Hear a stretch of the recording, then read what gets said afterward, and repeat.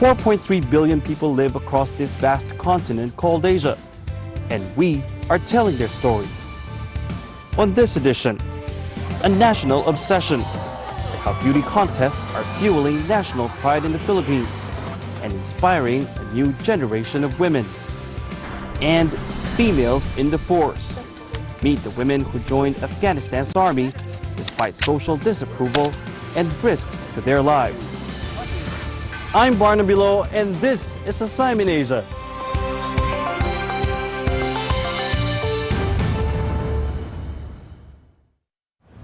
Welcome to the show. On this episode, we put the spotlight on today's Asian women. We begin here in the Philippines, where women, especially those gifted with beauty and talent, are a source of pride. Other societies may see beauty pageants as exploiting women, but here they're taken seriously, and winners become figures larger than life. Here in Manila, I met fans whose worlds would stop whenever a pageant takes place, and a girl who dreams of one day charming the world with her beauty. I have to apologize. Miss Universe 2015 is Philippines. It was a moment that could go down as the most memorable in pageant history. Most of the world will remember the mistake, but for Filipinos, it was a crowning moment 42 years in the making. Their third Miss Universe, Pia Wurtzbach, coming home to a royal welcome.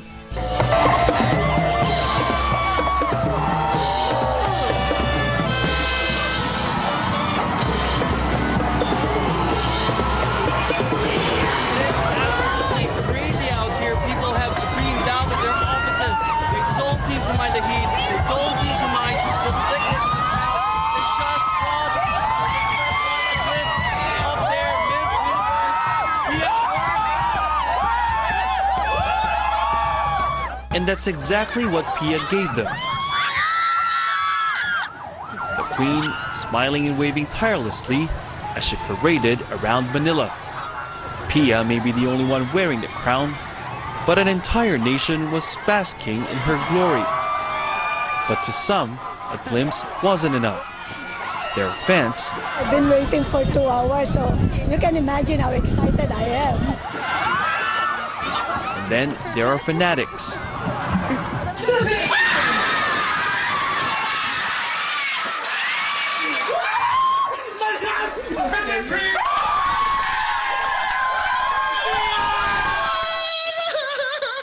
This is Carmelo Gutierrez and his friends watching the Miss Universe pageant in 2010.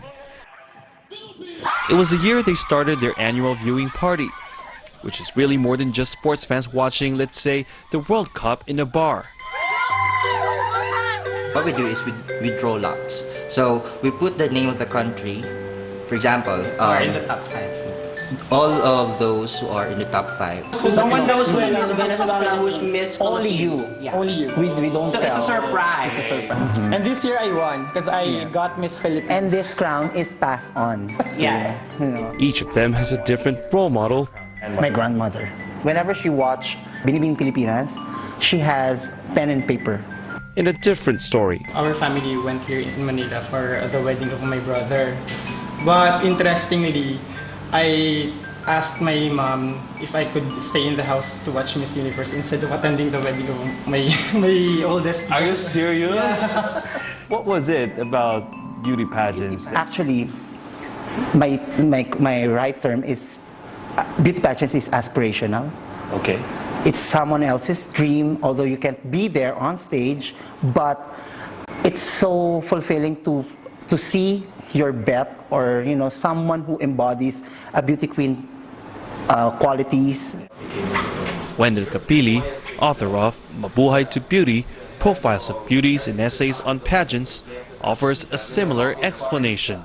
Not all of them, of course, but there are members of the LGBT community who look at pageants as also a form of aspiration because they want to be a beauty queen, but they can't join a legitimate pageant. There are gay pageants, of course, but since they can't be Miss Universe, they look for one who will be one. What's happening? Al Villanueva found one in 2010 Miss Philippines Universe, Venus Ra. They went to the same school and had worked together in a fashion show. I told myself that, my gosh, one day, you know, I will watch Miss Universe and the representative is someone I know. And it did happen.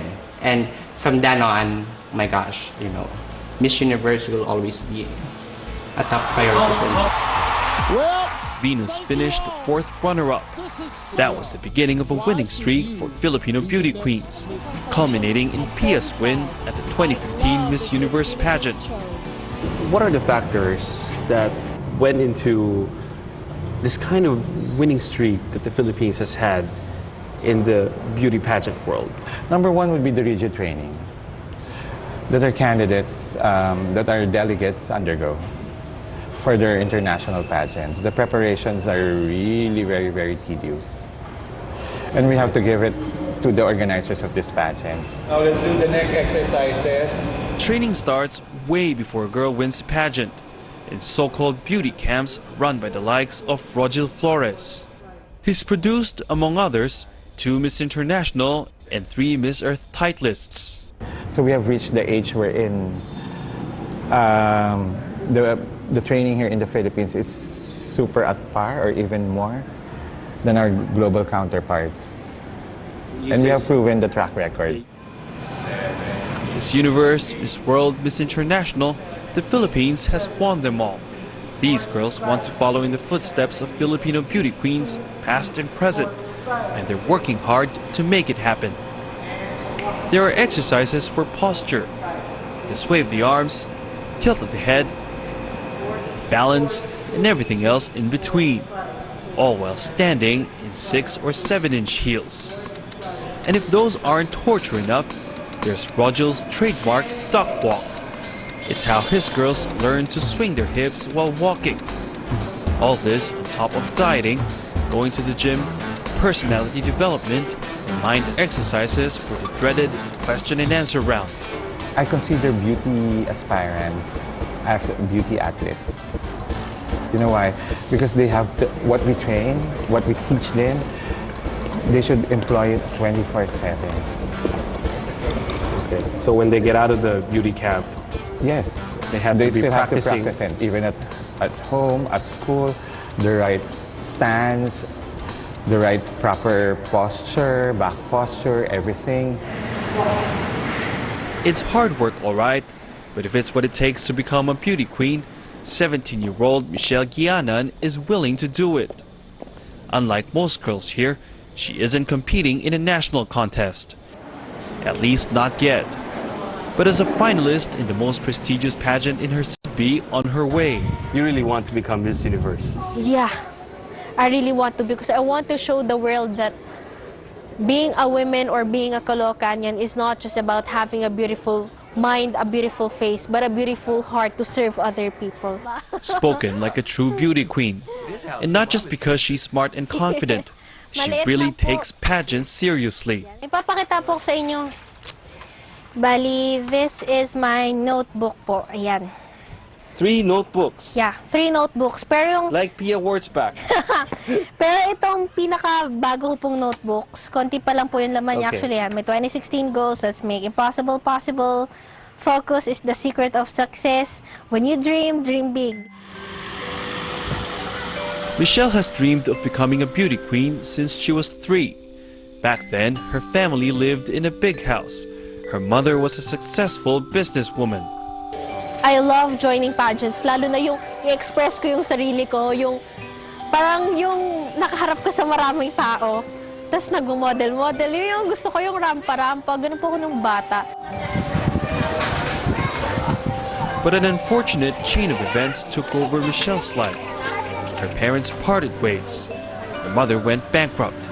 And they ended up here, in a tiny room next to a slum community. When life changed, how did that also change your perspective towards joining beauty pageants? Actually, when my life changes, yung perspective ko po about joining pageants, nag-iba eh. Ang nangyari, parang contest is my business.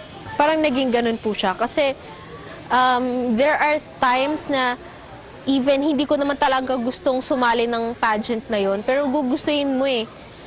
Lalo na kapag ka po yung time na walang-wala kayo. She wants to finish her school and work. But just like any business, there's considerable investment. The dresses, jewelry and accessories, they don't come free. So whatever Michelle can't afford, her mother tries to provide. How much of a stage mother have you become? Before she joined for, I remember that very far, but I joined her and I look for money to pay our pamasahe and our food. I'm washing clothes for other people's clothes and massage. I'm doing that. And if she has to make her daughter's clothes, she will.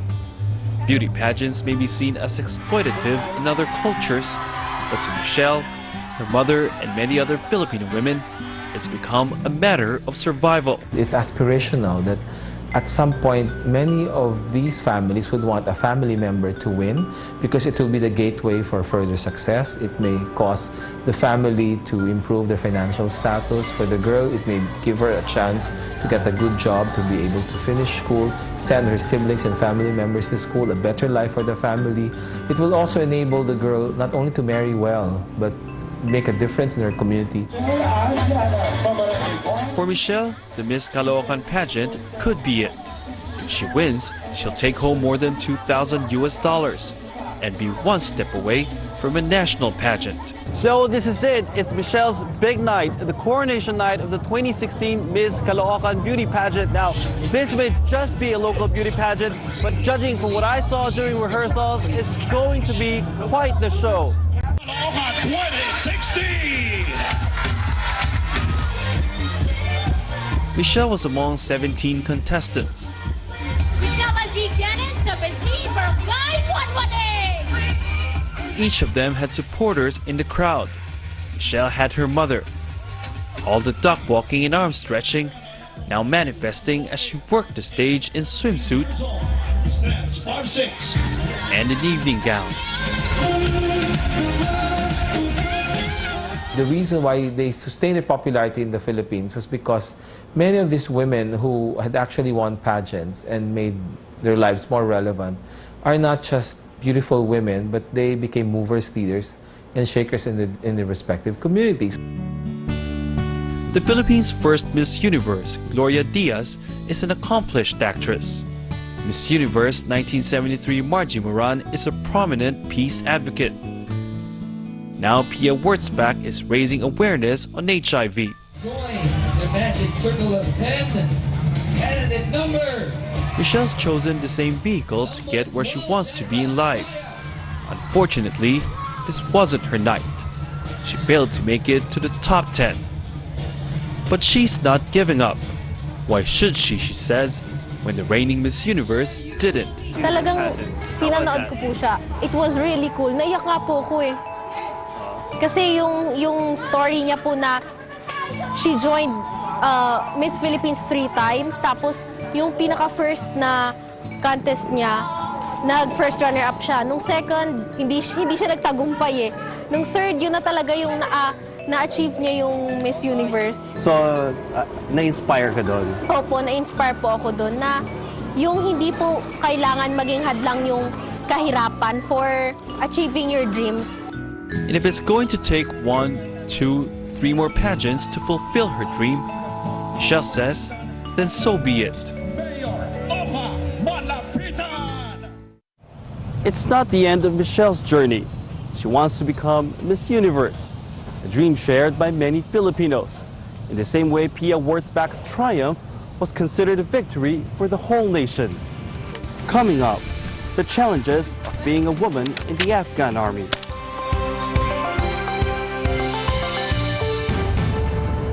Being part of a strife-torn country's armed forces is no easy job, but being a woman makes it more difficult.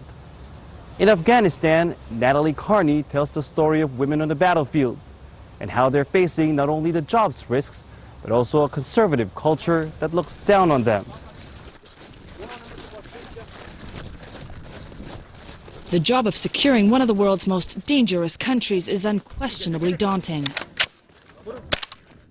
Yet it's a role more and more Afghan women are feeling compelled to take on. امروز در افغانستان هر سایه ما جنگ است و هر روز جوانای ما میمیرن به خاطر دفاع از وطن ما. پس ما افغانا و زنای افغان هم مسئولیت داریم که بخزیم ایدئولوژی را وطن کنیم و به خاطر دفاع از وطن هم استفاده کنیم. The Afghan National Army has seen a surge in female recruits following the withdrawal of NATO combat forces from the country at the end of 2014. 60 women signed up to join the army, double the number seen the previous year. Yet these women have more than the threat of insurgents to battle with. Repressive, outdated behaviors makes their role all that more important and dangerous. وضعیت افغانستان چنین نیست که یک دختر افغان بخواد استفاده کنه. فامیلم تنها خبر داره و با کسی تا بالا نگفتیم. Like most 19-year-old Afghan girls, Barisa Mohammadi has a lot of responsibilities at home. She does most of the shopping and cooking for much of her extended family. But Barisa is also heavily invested in a full-time 13-week training program to become a sergeant in the Afghan National Army. تفاوت زیاد نداره. تمام درسایی که برای مردا تطبیق میشه، تمام پروگرامایی که برای مردا تطبیق میشه برای طبقه اوناس هم تطبیق میشه. This includes combat training as well as classroom studies of artillery and explosives, proper search methods, and English. یقینا ضرورت داره چون مثلا ما یک مثال رو میاریم که در یک جای میریم بر یک عملیات میریم که در اونجا بر خانم‌ها لازم است ضرور است به خاطر تلاشی که خانم تلاشی بکنن و در این صورت نمیتونن که آقایان در افغانستان خانم‌ها را تلاشی بکنن. Conservative traditions limits the interaction male and female strangers can have in society, so female security personnel are required for any incident involving a woman. The Afghanistan Independent Human Rights Commission recorded nearly 4,500 cases of violence against women across the country in the first 9 months of 2015. The rule of law is not as strong. Then it's more women, of course, the more vulnerable to violence. So I think that is more criminal act with using Islam, so-called tradition and culture to reach their aims. Enlisting women who care about women's rights could help improve the situation for all women in the country. نیروهای امنیتی وظیفه اجرا میکنن. این اعتماد مردم زیاد میسازه. متوجه شه مردم که یعنی نظام یک محیط بسیار امن و امان است و خانم‌ها میتونن در پالوی برادرای خود با مردا وظیفه اجرا کنن و همچنان این بر خانم‌ها یک نیاز مبرم است که استقلال خود و قوت خود یعنی ابراز میکنن که میتونن که در پالوی مردا این قدرت دارن، این ظرفیت دارن که بتونن وظیفه اجرا کنن.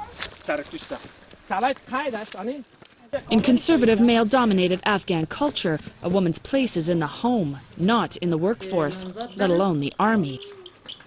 But Barisa's family is unique in Afghanistan. نه خیر، ما در خانه مثلا 5 خواهر دارم، 2 تاش کرسی کرده، 2 تای خواهرم پلیس است. Barisa's family has experienced the violence in her country firsthand. They are Hazaras from the central Afghan province of Bamiyan. The Hazaras are Afghanistan's 3rd largest ethnic group, but one of the most persecuted. Barisa's family fled to Kabul in the late 1990s when the predominantly ethnic Pashtun Taliban entered Bamiyan, arresting and killing hundreds of men in surrounding villages, including several cousins and her father. These experiences have moved the women in her family to step up. از که فعلا وطن ما در این وضعیتی است که مثلا خانم‌ها و مردا بیان دست به دست هم دادن تا مثلا کشور از بحران نجات بدن. ما واقعا فعلا در کشور ما در یک وضعیت بحرانی قرار دارن. اگر ما مثلا آمدیم در اردو میفهمیم که یک روز شهید میشیم و این یک افتخار است به ما، به خانواده ما، به وطن ما، به تمام افغانستان.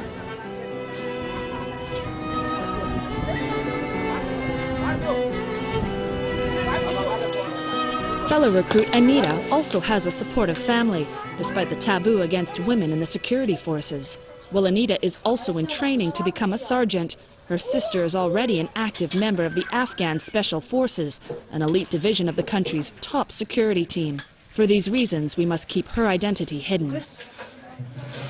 ما یک فامیلی هستیم که پدرم با ما نیستن، البته دیگه خانم داره. برادر ما محمود تو که البته برش خانم آوردیم جدا شد از ما. دیگه ما 2 دانه خوار هستیم که یک خوارم در اسپیشال فورس هستی که من که تازه پیوستم.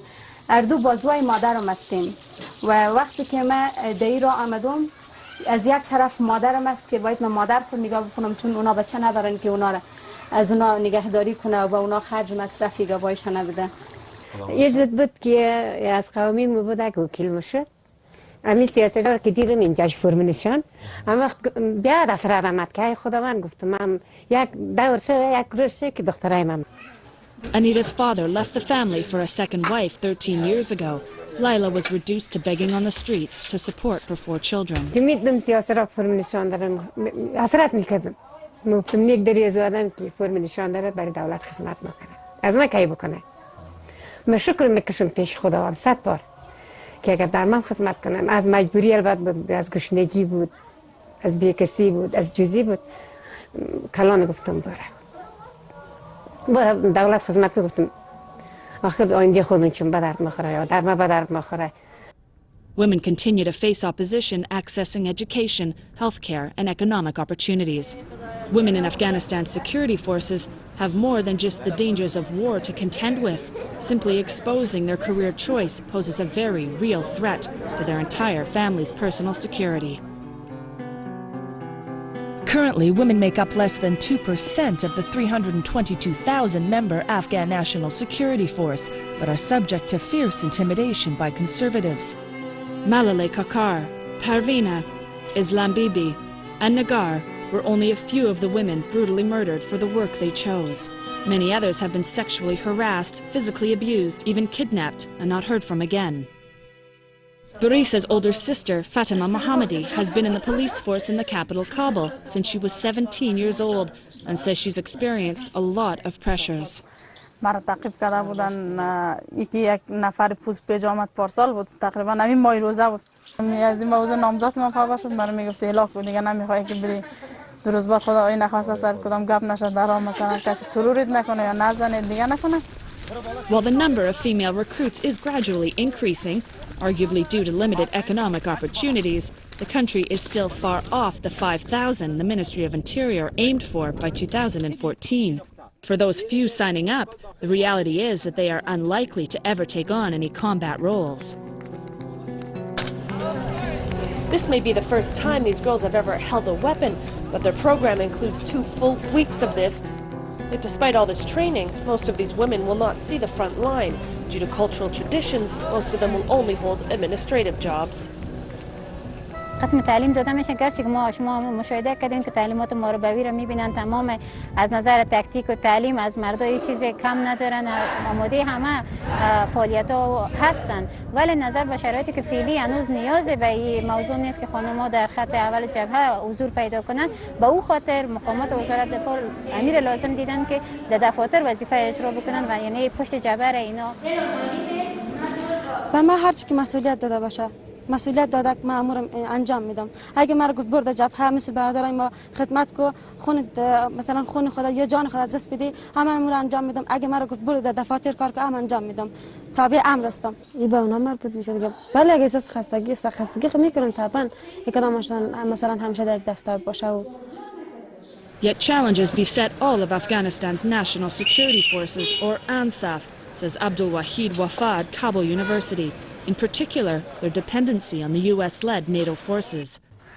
The major, effort for making Afghan security forces was in 2008 and 2009.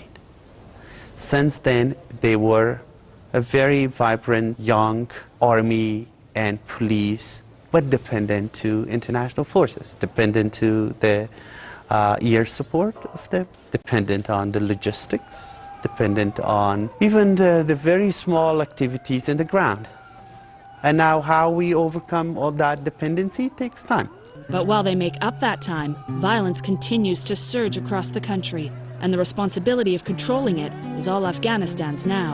مثلا ما قبلا خودم ناتوان احساس می‌کردم حالا که مثلا در اردو رفتیم بسیار زیاد در زندگی تغییرات آمد حالا من خودم توانمندتر احساس می‌کنم نسبت به گذشته همین بزرگترین تغییر است.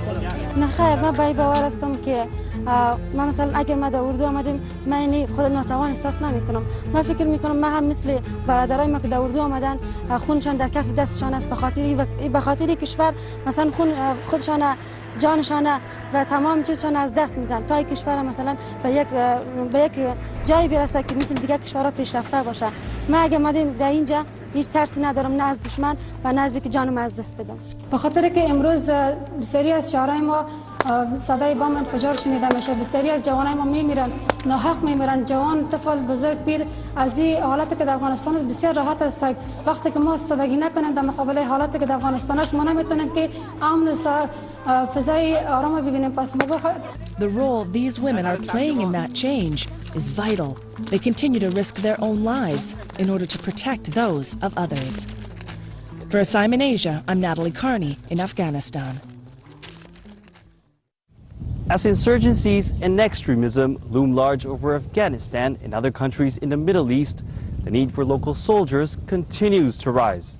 And Afghan women are determined to join the force despite social and cultural barriers. You can learn more about this and all the stories on today's program on our website, www.assignment-asia.com. That's all the time we have for this week. I'm Barnaby Lowe. Thanks for watching. Join us again on Assignment Asia. Share your thoughts and contribute story ideas for future shows by contacting us on social media.